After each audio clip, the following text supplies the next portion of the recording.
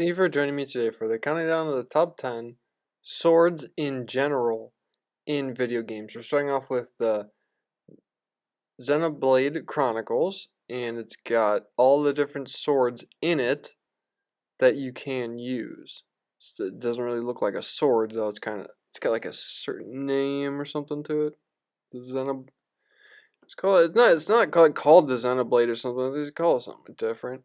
This is Final Fantasy X, which means FF10, and it's got of course, all the different swords that you can use as Tidus. He's got a bunch of different swords, really cool sword called Brotherhood, and he's got other really cool swords that you can use in the video game too. But that's that's the one. Here's all the other ones, but that's the main one that's really cool. And there's a lot of other swords in that game.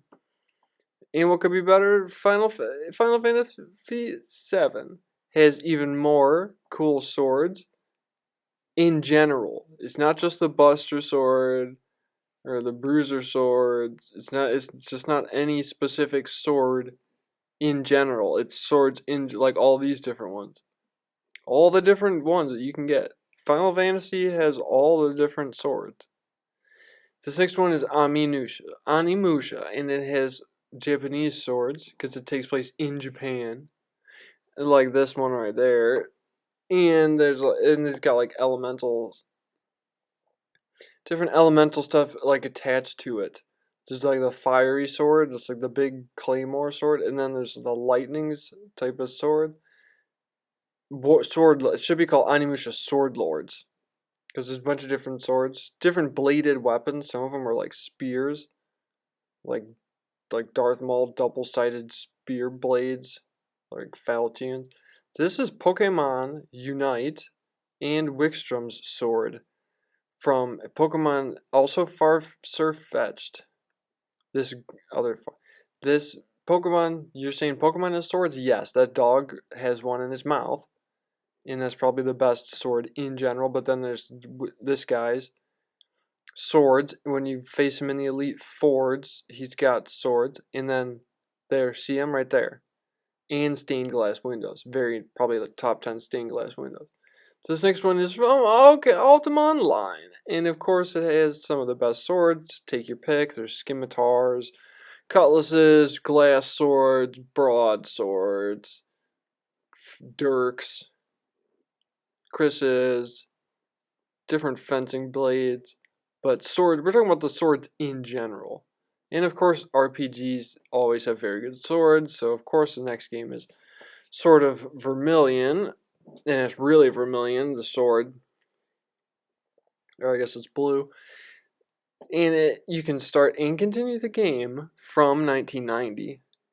There's magic, but you're going to be using your Sword of Vermilion the whole time. Well, also, and this is Soul Calibur IV, which means 4. Soul Calibur has a bunch of different swords that you can use, like Sophicia's. And who even shows up with their sword? Link, with the Master Sword. And Soul Calibur VI, not just IV, but IV from Soul Calibur and Soul Calibur 2. Soul Calibur 2 has IV in it, but Soul Calibur IV means 4. And there's Yoshihama, Yoshimitsu. Zelda is next. So, because speaking of Zelda remember, and he was in Soul Calibur, all the different swords in Zelda, the Wind Waker probably has some of the best swords. You can pick up all the different kind of swords, just probably from like one of the other ones. There's this one from that game. There's Ganondorf's swords. Ganon swords. And what could be these?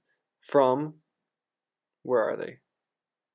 It's called Legend of the Sword, and there has to be swords, not just on the cover, but the one on the cover is enough to land it the spot. But just read the game magazines, and you'll find the sword. And it's mostly this one. You see the sword on the title screen. Those two swords were enough. The title screen and to be number 1. Thank you for joining me today.